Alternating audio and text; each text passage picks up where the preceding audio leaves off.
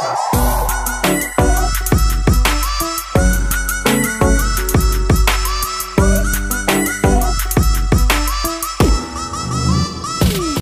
वालेकुम रहमतुल्लाहि व बरकातहू। आज हम जमात अव्वल के हुर्फ तहजी 3 हुर्फों को मिलाकर बनने वाले अल्फाज की मश्क करेंगे। अदब, और, दाल, दर्द, दरस,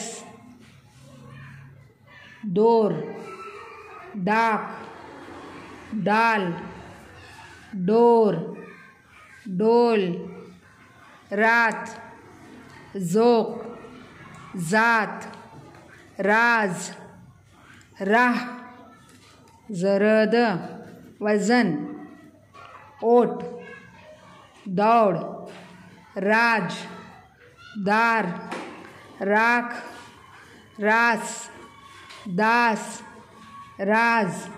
इस तरह से हुर्फ तहजी के 3 अल्फाजों को मिलाकर एक लफ्ज़ बनता है। खुदा हाफ़िज़।